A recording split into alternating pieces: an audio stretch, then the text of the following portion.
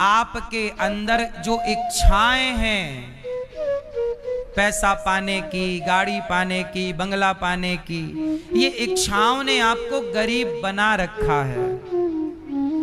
इस संसार में कोई भी गरीब नहीं है। अच्छा एक बात बताओ, चिड़िया अमीर है कि गरीब है? चिड़िया अमीर है कि गरीब है? कुत्ता अमीर है कि गरीब है? मछली अमीर है कि गरीब है? 84 लाख योनियों में सब वैसे ही है जैसे परमात्मा ने बनाया है। एक इंसान है जो यहाँ आके अच्छे कपड़े पहन के मानता है कि मैं अमीर हूं, उसके कपड़े गंदे हैं तो मान लेता है कि यह गरीब है। ये परिभाषाएं आपने बनाई हैं। ईश्वर की नजर में आज भी ना कोई अमीर है और ना आज भी कोई गरीब है। बताओ, हमारी तुम्हारी नजर में अमीरी गरीबी है, ईश्वर की नजर में आज भी कोई अमीर नहीं है और कोई, क्योंकि ईश्वर के घर जब जाओगे तो अमीरी गरीबी के हिसाब से हिसाब ना होगा, वहां तो आपने कर्म कैसे किए उन कर्मों के हिसाब से आगे हिसाब होगा। सही है? वहां अमीरी गरीबी के हिसाब से हिसाब नहीं होता, वहां अच्छे बुरे कर्मों के हिसाब से हिसाब होगा। तो अमीर कौन और गरीब कौन? मैया, जिसके अंदर इच्छाएं ज्यादा हैं वो जिसके अंदर इच्छाएं ज्यादा हैं वो गरीब है। ज्यादा इच्छा है ना, और इच्छाएं आपको हमेशा परेशान रखती हैं, और परेशान जो है वो गरीब है। और जिसकी इच्छाएं कम हैं और कम इच्छाओं में वो, जब इच्छाएं ही नहीं हैं तो हम दुखी होंगे ही नहीं, क्योंकि हमें दुखी करता कौन है? हमारी इच्छाएं। इसलिए जिसकी इच्छाएं ज्यादा हैं वो गरीब है, जिसकी इच्छाएं ज्यादा, और जिसकी इच्छाएं कम वो अमीर है। अमीर होना है तो देखो ना, हमारे संत लोग पेड़ की छांव में पड़े हैं फिर भी कोई कामना नहीं। आप महलों में रह के भी परेशान हैं और संत पेड़ की छांव में भी सुखी हैं। क्यों? क्योंकि उनके अंदर की इच्छाओं का उन्होंने अंत कर दिया, इसलिए वो कहलाते हैं संत। अंत कर दिया। इसलिए कहता हूं, मारना है तो अपनी इच्छाओं को मारिए। किसको मारिए? अच्छा, जैसे रावण की इच्छा हुई सीता मां को चुराने की। रावण की क्या इच्छा हुई? सीता मां को चुराने की। यदि रावण अपनी इस इच्छा को मार डालता तो क्या रावण का सर्वनाश होता? लेकिन रावण ने क्या किया? अपनी इच्छा को मार नहीं पाया। अपनी इच्छा को, अपने भीतर की गलत इच्छा को मार नहीं पाया। इसलिए कहता हूं, आपके अंदर जो गलत गलत इच्छाएं हैं, गलत गलत विचार हैं, इन गलत इच्छाओं को, विचारों को मारना ही। आपके शत्रु बाहर नहीं बैठे हैं, आपके शत्रु भीतर हैं। अपने भीतर के शत्रुओं को मार डालोगे तो आप जीत जाओगे। रावण हार गया। बताओ, रावण किससे हारा? जोर से, जोर से मेरी मां। रावण किससे हारा? रावण अपने आप से हार गया। आपकी लड़ाई किसी से नहीं है, आपकी लड़ाई आपसे है। आपकी लड़ाई, अब जैसे शराबी चाहता है कि मैं शराब ना पीऊं, लेकिन शराब उसे अपनी ओर खींचती है। वो जाता है, शराब पीता है, तो अब वो जान रहा है कि शराब पीने से मेरा घर बिगड़ रहा है। वो जान रहा है कि शराब पीने से मेरा स्वास्थ्य बिगड़ रहा है। मेरे बच्चे अनाथ हो रहे हैं, मेरे बच्चे पढ़ लिख नहीं पा रहे हैं। वो जानता है कि शराब गलत है, पर वो शराब उसे अपनी ओर खींच लेती है और वो चला जाता है। अब बताओ उसकी सबसे बड़ी दुश्मन कौन है? शराब। तो उसकी लड़ाई किससे है? अपने अंदर की वो इच्छा से, उस इच्छा से जो इच्छा उसे शराब की ओर ले जाती है। तो आपकी लड़ाई किससे हुई? आपसे। इसलिए हमारे ऋषियों ने किसी देश को जीतना जरूरी नहीं समझा, बल्कि अपने आप को, अपने मन को जीतना जरूरी समझा है। अपने को जीत जाओ, अपने पे कंट्रोल, अपने मन को अपना गुलाम कर लो। लेकिन आपने क्या किया? मन के आप गुलाम होते चले गए। मन जहां चाहे आपको ले जा रहा है, मन जो चाहे आपसे करा रहा है। इसलिए मन के गुलाम मत बनो, मन को अपना गुलाम बनाओ। ठीक है? क्या करोगे मेरी मां भक्तों? मन को अपना, जोर से, अपने मन को अपना गुलाम बनाओ। तो अमीरी कौन, गरीबी, अमीर गरीब कौन? कोई अमीर नहीं है और कोई गरीब नहीं है। जो जिसके होठों पे मुस्कान है। एक आदमी को मैंने देखा अपनी पत्नी को साइकिल पर बिठाकर, साइकिल पर पीछे कैरियर नहीं होता, साइकिल पर पीछे पत्नी को बिठाया और पति साइकिल चला रहा, पीछे पत्नी बैठी है और दोनों इतने खुश हैं, इतने खुश हैं, बातचीत करते हुए अपने घर जा रहे हैं। इतने खुश हैं कि मर्सिडीज में बैठकर, करोड़ों की गाड़ियों में बैठकर भी लोग इतने खुश नजर नहीं आते जितने वो साइकिल में हैं। तो अब बताओ,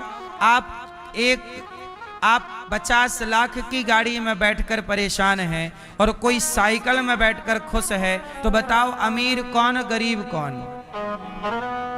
जो हैप्पी है, प्रसन्न है, वो अमीर है कि गरीब है? बोलो। हाँ, तो अमीर होने के लिए पैसा हो जरूरी नहीं है, होठों पे मुस्कान हो ये जरूरी है। आपके होठों पे मुस्कान है हर समय तो आप अमीर हैं। और आप यदि परेशान हैं, हर समय उदास हैं, तनाव, करोड़पति हैं आप पर तनाव में हैं, उदास हैं, डिप्रेशन की गोलियां खा रहे, तो काय बात की अमीरी तुम्हारी? तुम्हें रात को नींद नहीं आती, नींद की गोली खा रहे हो और फिर भी उल्लू की तरह ताक रहे हो, आ ही नहीं रही है नींद, काय बात की आग लगे तेरी अमीरी में? नींद की गोली खा रहा है फिर भी नींद नहीं आ रही है। बोलो हाँ, ये कोई अमीरी है? दवाई गोली की अमीरी है ये? अब नींद की गोली खा खा के वो गोलियां और किडनी लीवर डैमेज कर देंगी। इसलिए मेरी माँ, थोड़ा मुस्कुराया करो, थोड़ा प्रसन्न रहा करो। जितना ईश्वर ने दिया है उसमें संतुष्ट रहा करो। विधाता जो दिया है तूने, कई बार आप इसलिए परेशान हो कि मालिक ने जो दिया है उसमें आप खुश नहीं हैं। सबसे बड़ी दौलत क्या है जानते हैं? सुनो, चीराणि किं पथि न सन्ति दिशन्ति भिक्षां नैवांग्रिपाः परिभ्रतः सरितोपसुष्यन्। कहते हैं कि जीवन में सबसे बड़ा धन क्या है? सबसे बड़ा धन क्या है? क्या है? संतोष। सबसे बड़ा धन है संतोष। इसलिए भगवान ने जिसको जितना दिया है बिना शिकायत किए ईश्वर की ओर देखो और धन्यवाद दो। खुश रहने का मंत्र है ये। ये क्या रहने का मंत्र है मैया? ये काय का मंत्र है? खुश कौन रहेगा? जो संतुष्ट है। दुखी कौन रहेगा? जो बहुत इच्छाओं का गुलाम है। इसलिए अपनी इच्छाओं को कंट्रोल, इच्छाओं को जीतना ये भी एक कला है। किसको जीतना? भगवान कृष्ण को देखिए, भगवान कृष्ण की कोई इच्छा नहीं है। कोई क्या इच्छा है? भगवान कृष्ण के इतना बड़ा परिवार, 56 करोड़ यदुवंशी। आखिरी में जानते हो क्या हुआ? भगवान कृष्ण के 56 करोड़ यदुवंशी, इतना बड़ा परिवार। भगवान का कितना बड़ा परिवार है जानते हो मैया? भगवान का परिवार बहुत बड़ा है, लेकिन उस पूरे परिवार में बचा कौन?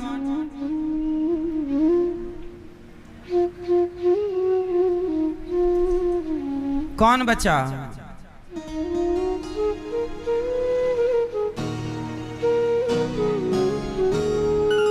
भगवान के इस पूरे परिवार में बचा कौन?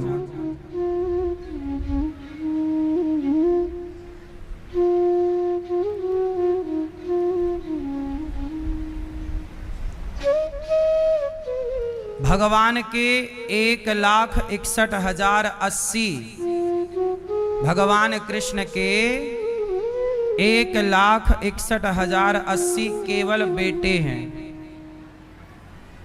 भगवान कृष्ण के कितने बेटे हैं?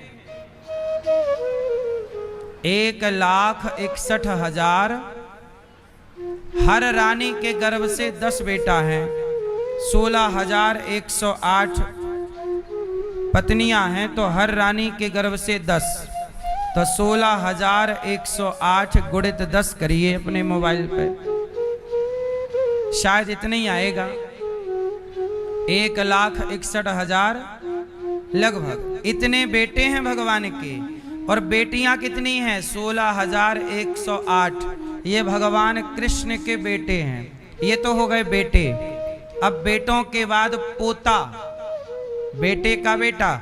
एक बेटे को भी, जैसे इनके 10-10 बेटे हैं, तो इनके बेटे के बेटे भी भय होंगे 10-10 या 5-5 मान लो। ऐसे करके फिर उनके बेटे, ऐसे करके 56 करोड़ यदुवंशी हो गए। कितने हो गए? लेकिन आखिरी में क्या हुआ? अच्छा ये बताओ, भगवान के इतने सारे पुत्रों में आखिरी में बचा केवल एक। आखिरी में कितने बचे? इसलिए कई बार आपके 4 बेटे हो जाते हैं, 2 बेटे हो जाते हैं, 5 बेटे होते हैं, पर कई बार आपके किसी को जाना पड़ता है। आप कहते हो बेटा चला गया, बेटी चली गई, पिता चले गए, माँ। ज्यादा मिल भी जाए पर याद रखना बचेगा उतना ही जितना ईश्वर को बचाना है, देना है। भगवान के 1,61,080 बेटों में उनके पूरे पुत्र पौत्रादि पूरे वंश में एक बचा था बस। पता है कौन बचा था?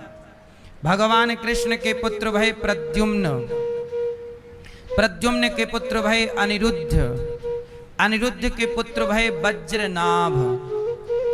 केवल वज्रनाभ रह गए। तो वज्रनाभ ने ही मथुरा का भगवान कृष्ण जन्मभूमि का पहला मंदिर उन्होंने ही बनाया था, वज्रनाभ जी ने। और अयोध्या में जो कनक भवन है, कनक भवन को भी वज्रनाभ ने ही बनवाया था।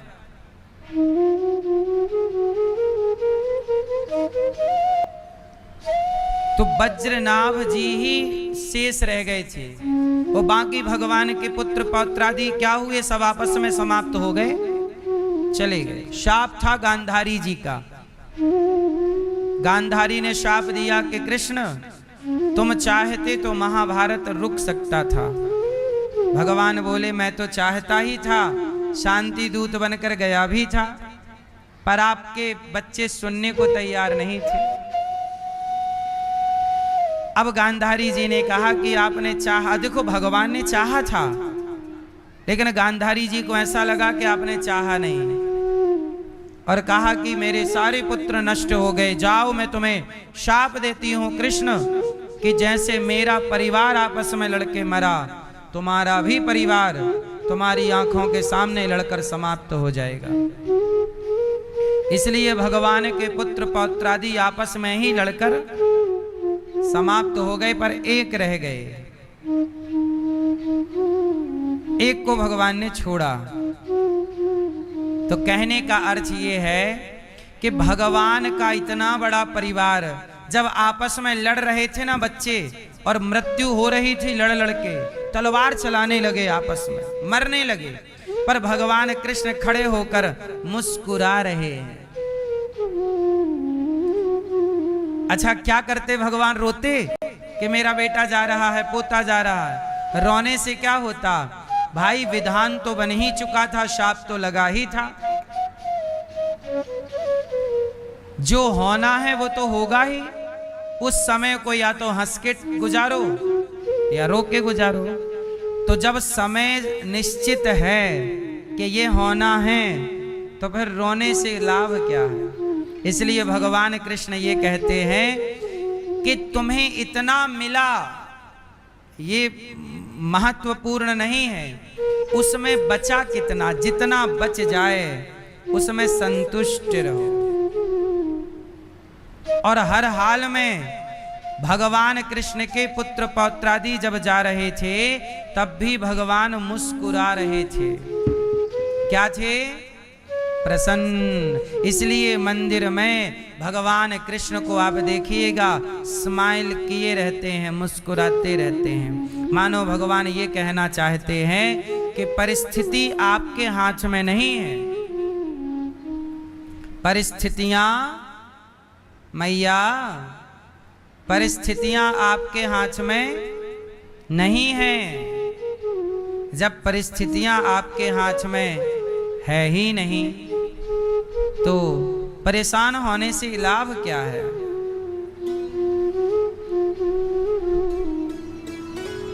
क्या फायदा होगा। इसलिए हर हाल में प्रसन्न रहा करो। भगवान की सब लीला है ये जानकर।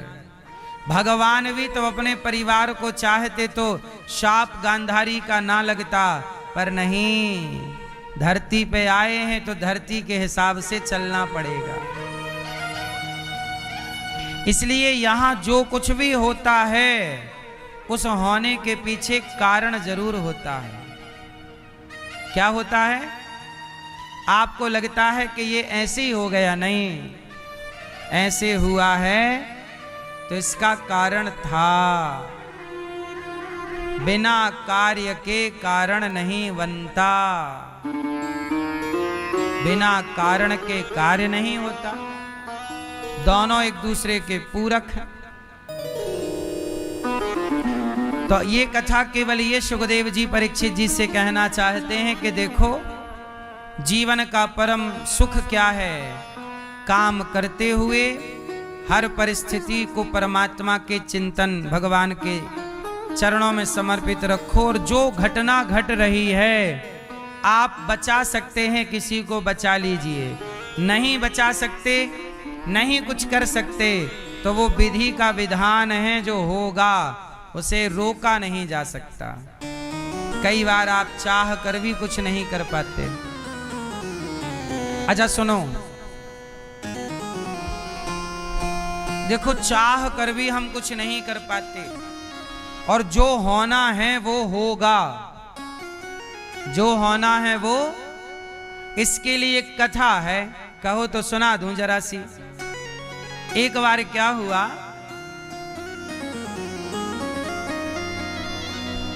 पक्षियों की मीटिंग थी। सारे जंगल के पक्षी इकट्ठे हुए। एक छोटी सी चिड़िया आई और वो उस सभा में जहां मीटिंग, अच्छा उस मीटिंग में देवता भी आए और गरुण जी, भगवान के वाहन है ना गरुण जी, वो सामान्य पक्षियों की मीटिंग नहीं थी, दिव्य था, पर सामान्य पक्षी भी उसमें जा रहे थे। वहां पर क्या हुआ कि उस सभा में सब गए तो एक छोटी सी चिड़िया भी गई। वो चिड़िया पेड़ पर बैठी थी कि तभी वहां से यमराज जी निकले। तो यमराज जी ने उस चिड़िया को देखा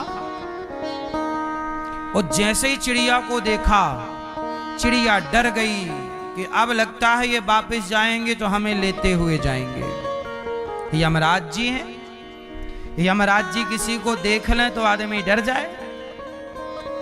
चिड़िया डर गई और जब चिड़िया डरी तो वो थर थर कांपने लग गई। कि तभी वहां पक्षियों के राजा कौन है? पक्षियों के राजा हैं गरुण जी।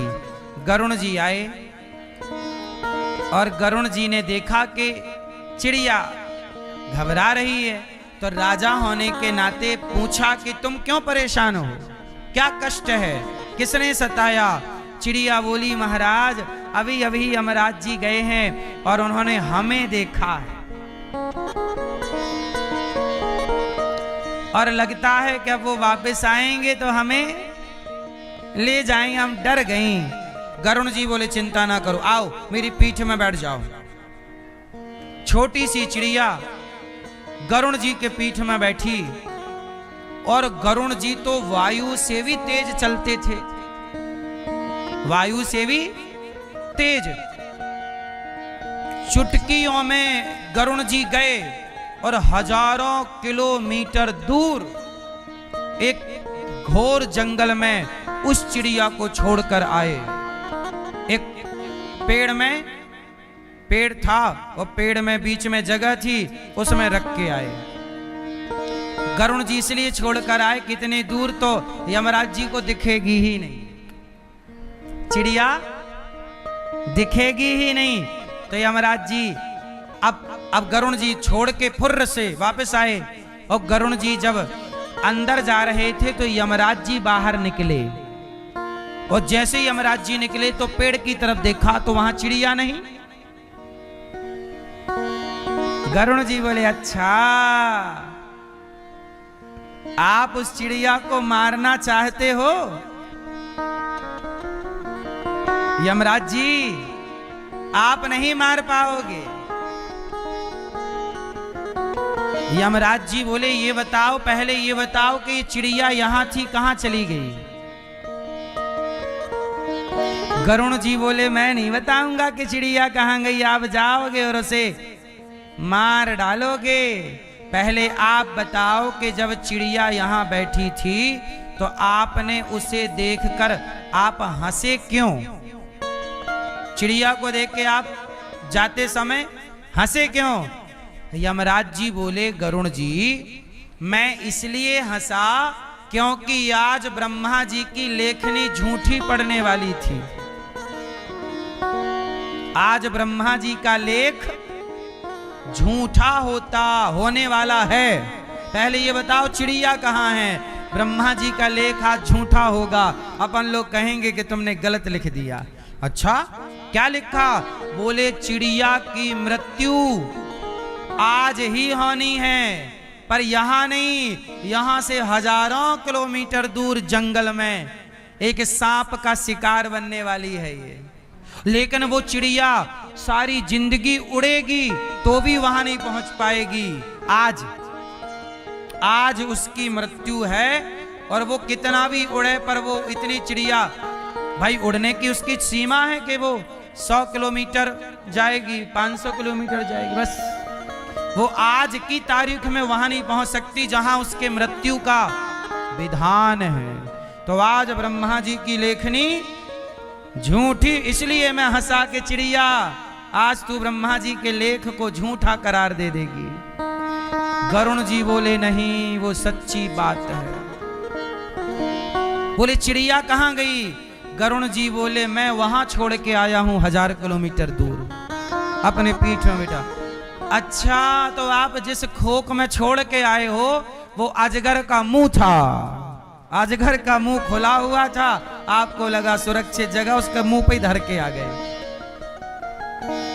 तब कहा कि आदमी कितना भी चतुर हो जाए, कुछ भी कर ले, पर विधि के विधान से बच कोई नहीं सकता।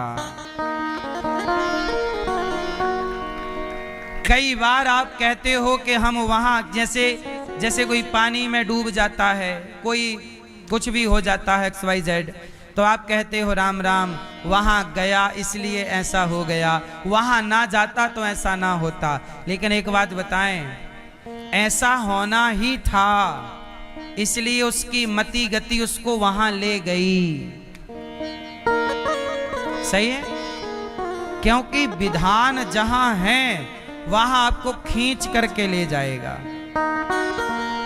इसलिए काल ही कर्म ही ईश्वर ही मिथ्या दोष लगाएं। जो भक्त होगा वो ईश्वर के इस खेल को समझ लेगा कि प्रभु ये सब खेल तुम्हारा है। बाकी तो फिर दोष लगाते रहिए कि तेरे कारण तेरे कारण तेरे कारण तेरे कारण ऐसा हुआ, ये तो दोष है, मिथ्या लगाते रहिए। पर विधि का विधान,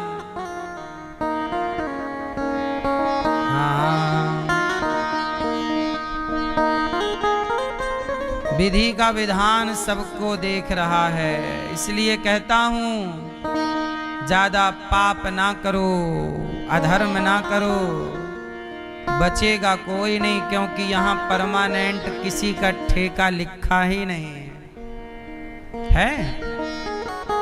मैया आप यहाँ की हो, कहाँ की हो आप? प्रयाग की हैं? हैं? महाराष्ट्र। आप कहाँ से हो? हाँ, ये भैया सो गए। राम राम। कहाँ से हो? हैं? हाँ, आप सब लोग अपना पता गलत बता रहे हो। आप कहां से आए हो? भगवान के घर से। कहां जाओगे? भगवान के घर। कहां के हो? भगवान। आप कहां से हो भैया? हैं? अरे फिर झूठ बोल रहे हो, आप यहाँ के हो ही नहीं, आप तो वहां के हो। यहाँ आए हो 25, 50, 100 साल की मेहमानी करने, टाइम पूरा होगा तो जाओगे कि नहीं? फिर तो यहाँ के कैसे? वहां के हो। इसलिए यहाँ को अपना ना समझो, यहाँ आपका कोई नहीं है। आपका कौन है? आपकी रिश्तेदारी इन लोगों से नहीं है, आपकी रिश्तेदारी भगवान से। पर आप भूल गए अपने भगवान को, अपने रिश्तेदार को, असली को भूल गए, नकली को अपना। वो क्या है ना, शेर का बच्चा गीदड़ों के झुंड में मिल गया, तो गीदड़ों के झुंड में रहता रहता वो गीदड़ को अपना परिवार मानने लगा। यही मेरा है। एक दिन शेर ने दहाड़ लगाई तो शेर का बच्चा उसने भी दहाड़ लगाई, तो शेर बोला क्यों, तुम गीदड़ों के झुंड में क्या कर रहे हो? अरे बोले ये हमारी मौसी है और ये हमारी माँ है। शेर बोला वो गीदड़ी तेरी मौसी कब से हो गई? वो गीदड़ी तेरी मौसी थोड़ी है, हम तेरे बाप हैं, तू हमारा बेटा है, बच्चा है। शेर का बच्चा बोला नहीं, हम तो गीदड़ के वंश के हैं। शेर बोला कि तू शेर है, गीदड़ों के झुंड में रह रहा है, इसलिए अपने को गीदड़ मान रहा है। ऐसे आप भी किसके अंश हो? बोलो, आप किसके अंश हो भैया? भगवान के। आप ईश्वर के ही अंश हैं। लेकिन संसार में रहते रहते अपने को क्या मान बैठे कि हम भी संसार के हैं। संसार में रहते रहते संसार का मान बैठता है व्यक्ति। क्या करें? संसार का व्यक्ति संसार में रहते रहते संसारिक मान बैठता है। यही उसकी अज्ञानता है। इसी अज्ञान से निकालने के लिए, उसका सही पता सही परिचय देने के लिए भगवान किसी गुरु को भेजते हैं कि जाओ बताओ कि वो जगत का नहीं है, जगन्नाथ का है। तुम्हें ये दास अनिरुद्ध यही बताना चाहता है कि तुम जगत के नहीं हो। तुम किसके हो? जगन्नाथ के। अच्छा ये बताओ, सच बताओ, जब आप संसार से जाओगे कौन बचाएगा आपको? हाँ, छोड़ कर संसार जब तू जाएगा, कोई न साथी तेरा साथ निभाएगा। आप कितने भी दोस्त बना लो, पर वो यहाँ सुख के हैं। आपको शमशान में ले जाके जला देंगे बस। इसलिए कहता हूं कि सुखदेव जी कह रहे हैं कि राजन, हाय हाय से बचना है और भगवान के चिंतन में लगे रहो। विदुर जी के पास कुछ दौलत नहीं थी, पर विदुरानी के पास धन नहीं था, पर भाव था। तो धन वाले दुर्योधन के घर को छोड़कर भाव वाले विदुर जी के घर भगवान आ गए। धन वाले दुर्योधन को छोड़ दिया और भाव वाले विदुर जी के घर भगवान। धन वाले को नहीं चुनते भगवान, भाव वाले को चुनते। भगवान किसे चुनते हैं? मैया किसे? भाव। भगवान किसके भूखे हैं? भावग्राही जनार्दन। इसलिए मेरी मां, भाव के भूखे हैं भगवान। भाव में ही भगवान डूबते हैं, भाव में ही बंधते हैं। विदुरानी के घर गए, छिलकों का भोग लगाते हैं। दुर्योधन की मेवा त्यागी साग विदुर घर खाई।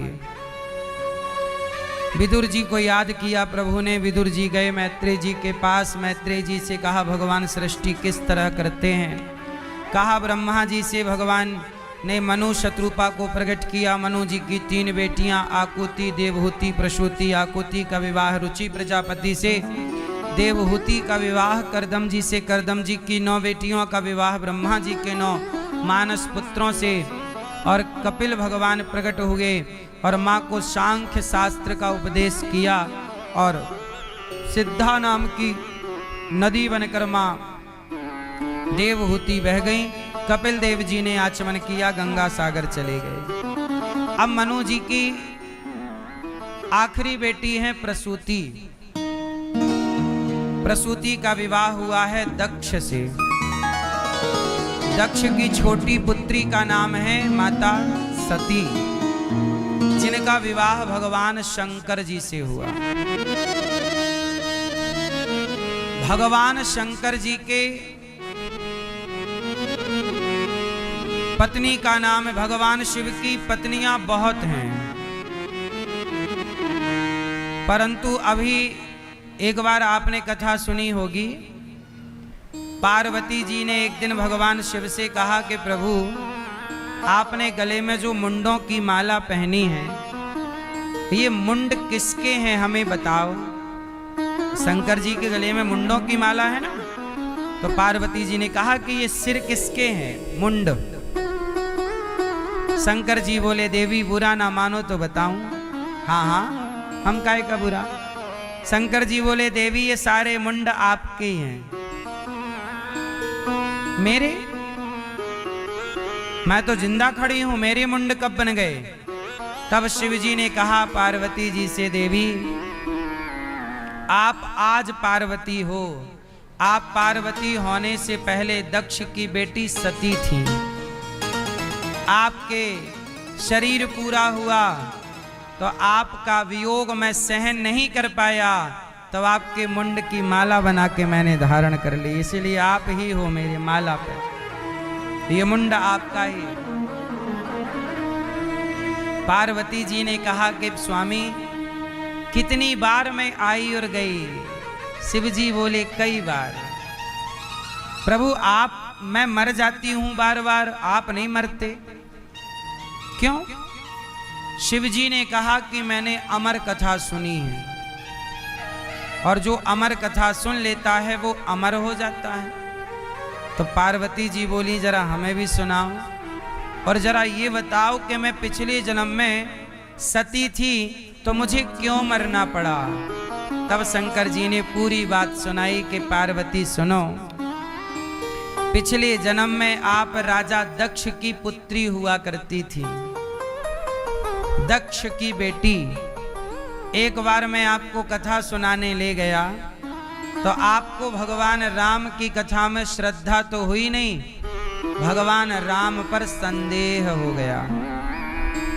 राम जी सीता माँ को खोज रहे थे और तभी आपको डाउट हुआ, संदेह हुआ कि ये भगवान कैसे हो सकते हैं जिन्हें खुद की पत्नी का पता ना हो। अच्छा, राम जी तो लीला कर रहे थे। राम जी क्या कर रहे हैं बताओ मेरी माँ? इसलिए एक बात बताएं, भगवान की लीला आप और हम समझ पाए इतनी हमारी बुद्धि कहाँ है,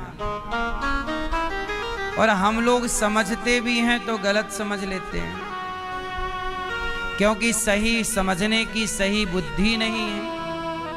इसलिए आजकल बहुत लोग भगवान पर भी संदेह करते हैं, उंगलियां उठाते रहते हैं। अब कुछ लोग राम के बारे में उंगली उठा देते हैं कि राम ने अपनी पत्नी को छोड़ दिया, सीता जी को गर्भावस्था में। आगे पीछे की पूरी बात जानते तो है नहीं, बस आधा जान लिया, भगवान पर कुतर्क करना है बस। आजकल लोग उतना ही जानना चाहते हैं जितने से उनको कहने का मौका मिल जाए। पूरा जान लेंगे तो समस्या रहेगी ही नहीं, अधूरा। जैसे माता सती, शंकर जी जा रहे हैं, भगवान राम सीता जी की खोज कर रहे, सीता सीता सीता।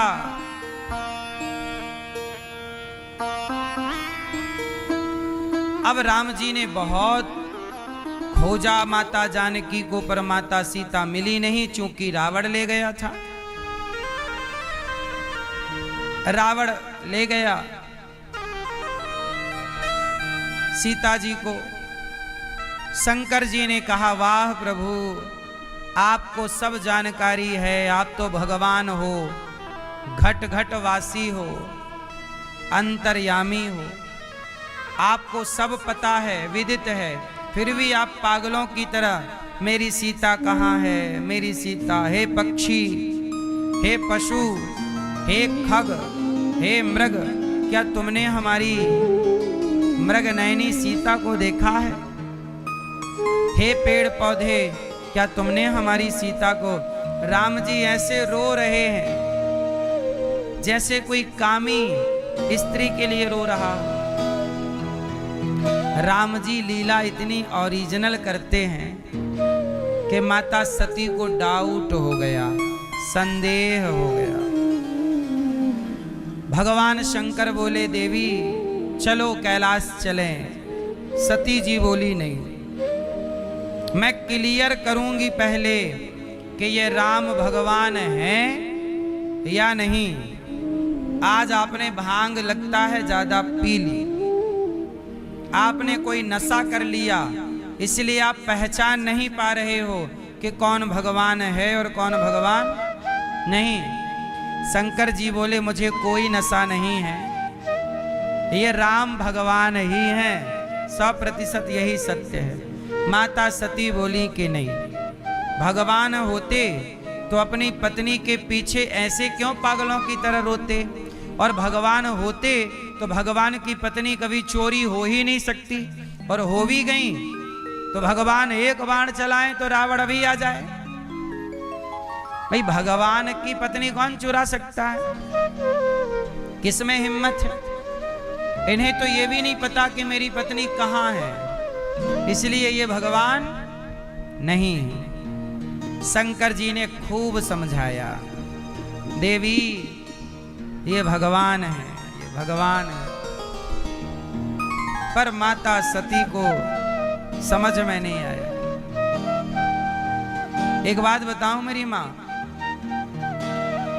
कई बार बहुत समझाने पर भी कुछ लोग नहीं समझते, और जब नहीं समझते समझाने पर भी तब समझ लो कि इस व्यक्ति के विनाश का समय आ गया है। क्या समय आ गया है? जोर से, विनाश काले विपरीत बुद्धि, जब नाश मनुज का छाता है, पहले विवेक मर जाता है। विनाश काले विपरीत बुद्धि। इसलिए कहता हूं कि जब कोई बार बार किसी, जैसे सब लोग यदि आपको रोक रहे हैं कहीं जाने के लिए, सब लोग रोक रहे हैं कुछ करने के लिए, एक रोके तो कोई बात नहीं, दो रोके तो कोई बात नहीं, पर सब लोग रोकें तो समझ लो कि वहां जाने से आपका भला ना होगा। रुक जाइए, अनिष्ट टल जाएगा। नहीं रुके तो काल मुंह फाड़ के बैठा है आपके लिए। इसलिए कई बार, अच्छा एक बात और बताऊं मैं आपको,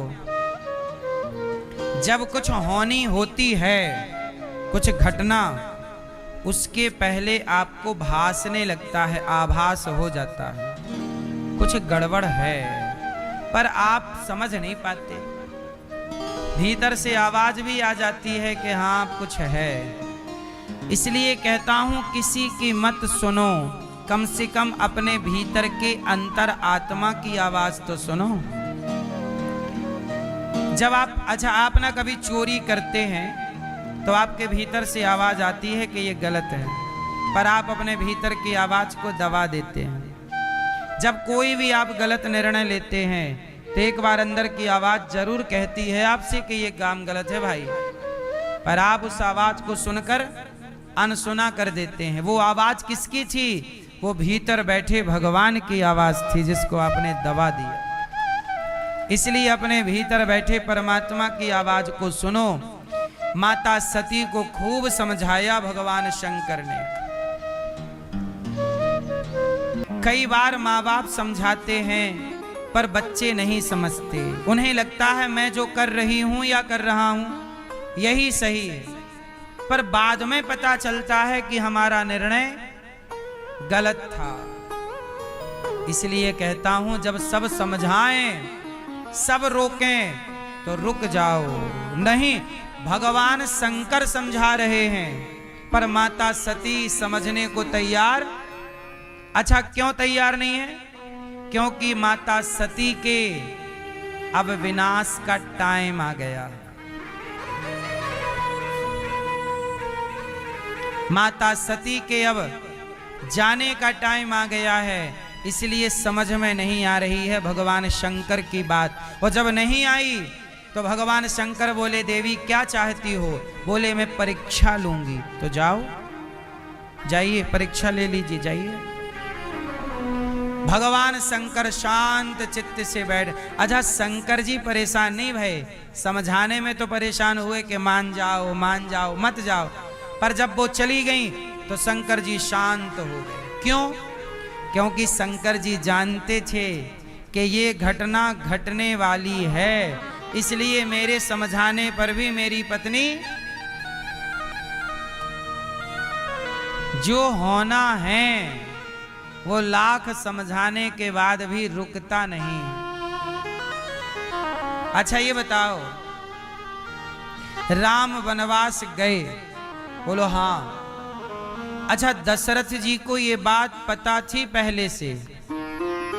आपको पता है दशरथ जी को ये पता था कि राम का वनवास होगा? पता है आपको? राम वनवास जाएंगे और राम के वियोग में मैं अर्थात दशरथ जी तड़प तड़प कर मरेंगे, ये बात दशरथ जी को पता थी। अच्छा कब पता लगा? कब पता लगा? कब पता लगा? जब राम जी का अवतार नहीं हुआ था तब। मतलब राम के जन्म से पहले दशरथ जी को ये सारी बातें वशिष्ठ जी ने बता दी थी कि आपके 4 पुत्र होंगे, बड़े पुत्र का वनवास होगा 14 साल का। क्योंकि वशिष्ठ जी तो भूत भविष्य वर्तमान सब जानते हैं, 100 साल बाद क्या होगा ये हमारे ऋषि मुनि जानती हैं, तो वशिष्ठ जी तो सब जानते। दशरथ जी से कहा कि ऐसा ऐसा होगा। सोचिए जो घटना आप जान जाओगे तो जानने के बाद भी उस होनी को आप ना टाल सकते ना रोक सकते। यही तो विधि का विधान है। जो टल जाए वो काय का विधान है। इसलिए प्रयास आप करते रहिए। शंकर जी देखो माता सती नहीं मानी, पर माता सती भले नहीं मानी पर शंकर जी ने समझाने का प्रयास तो पूरा किया। इसी तरह कोई माने ना माने पर आप अपना, इसलिए गीता में कहा कर्मण्येवाधिकारस्ते, तू अपना कर्म कर, तू अपना कर्म तू समझा, तू सही मार्ग दिखा। अब वो उस मार्ग पर चले ना चले वो मेरे पर छोड़। शिव जी ने अपना कार्य किया, माता सती को समझाए, और जब नहीं मानी तो भगवान शिव समझ गए कि हरि इच्छा भावी बलवाना। आप लोग समझ पाएंगे इस विषय को? थोड़ा सा मैं थोड़ा सा एक कठिन बात बता दूं, आपके समझ में आएगी नहीं, फिर भी मैं समझाऊं सरल तरीके से, शायद आ जाए। समझाऊं कि नहीं? किसी प्रसंग की है, थोड़ा कठिन है, सुनो। होनी, होनी को कहते हैं भावी। हरि भावी मतलब होनी, होनी होगी मतलब ये भाभी है। भाभी मीन्स एक भाभी तो बड़े भैया की पत्नी को भाभी, वो वाली भाभी नहीं, यहाँ भाभी मीन्स होनी। भाभी समझते हैं ना? तो यहां सुनो, होनी 2 तरह की होती है। होनी कितने तरह की होती है? 2। अब जैसे आप लोग कहते हो कि किसी का कोई संकट आया तो महामृत्युंजय का जाप कर लो तो वो मृत्यु टल जाएगी, नहीं कहते? चलो महामृत्युंजय का जाप कर लो, करा लो, 1 लाख जाप करा लो तो ये होनी टल जाए, ऐसा सुनने में आता है। अब जरा सुनिएगा, महामृत्युंजय किसका मंत्र है? भगवान शंकर का। शंकर के स्मरण से मृत्यु टल जाती है। बोलो हाँ, बोलो हाँ कि ना? शंकर भगवान के स्मरण से मृत्यु टल जाती है, पर शंकर जी की खुद की पत्नी की मृत्यु ना टल पाई, सती जी की। क्लियर है? अब मैं आपको ये बात इसलिए बता रहा हूं क्योंकि मैं आपको ये समझाना चाहता हूं कि होनी 2 तरह की होती है। होनी कितने प्रकार की? जोर से समझ में आ रही हो तो बताओ। होनी 2 तरह की। एक होनी वो है कि आपने गलत काम कर लिया, गलत कर्म कर लिया, तो गलत कर्म का दंड मिलने वाला था, आपकी मृत्यु होने वाली थी, पर आपने शिव की आराधना कर ली तो आपकी मृत्यु टल गई। आज नहीं होगी, अब 4 साल का टाइम आपको मिल गया, 4 साल बाद हो जाए, मतलब आज की घटना टलकर 4 साल आगे खिसक गई। होगी, मृत्यु तो होगी, पर आज का टल गया और आगे शिफ्ट हो गई बात। यह है महामृत्युंजय का प्रभाव। तो शिवजी होनी को टाल देने की ताकत रखते हैं। शिवजी किसकी होनी? हमारी और आपकी होनी, मतलब भावी। एक भावी होती है प्रारब्ध जन्य भावी, कि भाग्य में मेरे लिखा है कि मरना है, पर मैं यदि गया प्रभु की शरण में प्रार्थना की, प्रभु प्रसन्न हुए तो शायद वो टाल कर आगे थोड़ा जीवन और दे सकते हैं। ये प्रारब्ध जन्य भावी। पर एक भावी और होती है, एक होती है प्रारब्ध जन्य भावी। बोलो हाँ, बोलो हाँ। तो प्रारब्ध जन्य भावी को कौन टाल सकता है? जोर से, शंकर जी। लेकिन एक और होनी होती है, हरि इच्छा भावी बलवाना। एक भगवान की इच्छा से होनी होती है, उसे शंकर जी नहीं टाल सकते। तो जो माता सती के साथ अब घटना घटेगी, वो प्रारब्ध की होनी से नहीं, भगवान की इच्छा से होनी है। विषय थोड़ा कठिन मैंने बोल ही दिया था कि जल्दी समझ में नहीं आएगा, इसे रेगुलर सत्संग करना होगा तब समझ में आएगा। इच्छाएं भगवान की 2 तरह की हैं। एक हमारे भाग्य में दुख था तो शंकर जी ने टाल दिया, पर एक भाग्य में नहीं था, प्रभु को मेरे साथ कोई लीला करनी थी, तो प्रभु रचित वो एक दुख था या सुख था, वो उसमें शंकर जी का कोई लेना देना। तो आज जो माता सती राम जी पर मोहित हो गई, मोहित हो गई मतलब कि वो राम के उस लीला को समझ ना पाई कि ये लीला चल रही है। सीता सीता, रावण ले गया, राम जी खोज रहे हैं, तो माता सती सीता जी बन करके, क्या बन करके? सीता जी बनकर राम के आगे चली गई। राम ने देखा माता जी आई, माँ राम राम, आओ। माता जी जंगल में अकेली आई हो, भोलेनाथ कहाँ है? अब तो सीता बनकर आई माता सती। सती सीता इसलिए बनकर आई कि ये सीता खोज रहे हैं, मैं सीता बनूंगी, इन्हें लगेगा सीता मिल गई, और ये मुझे यदि सीता के रूप में जान गए तो मैं समझ लूंगी कि ये कोई भगवान। पर राम तो पहचान गए कि आप तो सती हो। राम जी बोले, माता जी प्रणाम, आप सीता बनकर क्यों घूम रही हो? मेरी सीता तो रावण ले गया चुरा के। अब माता सती घबराई, आपको पता है कि आपकी पत्नी कहाँ है? हाँ, मेरी पत्नी सीता का अपहरण रावण नाम के राक्षस ने किया है, लंका ले गया है और अशोक वाटिका के नीचे अभी अभी उसने रखा है। तो सती जी बोली, जब आपको सब पता है तो ये पेड़ पौधों से काहे रो रहे हो कि तुमने सीता देखी, तुमने सीता देखी? तब भगवान बोले, इन पेड़ पौधों का भी तो सम्मान बढ़ाना है ना हमें,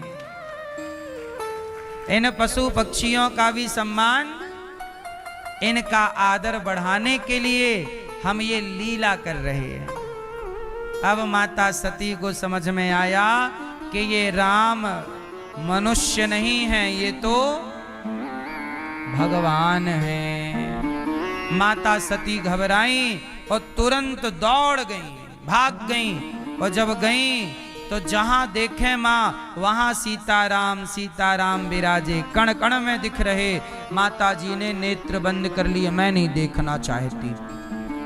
कुछ लोग बड़े जिद्दी किस्म के होते हैं, सच प्रकट हो जाए तो भी सच को स्वीकार अपनी जिद पर अड़े रहते हैं। माता सती गईं, शंकर जी से कहा चलो कैलाश। शंकर जी बोले हो गई परीक्षा, आप तो गई थी परीक्षा लेने। माता सती ने असत्य कह दिया भोलेनाथ से कि प्रभु मैंने कोई परीक्षा नहीं ली। भगवान शिव ने ध्यान लगाकर देखा, सारी करतूत सामने आ गई। भगवान शिव ने माता सती का परित्याग कर दिया।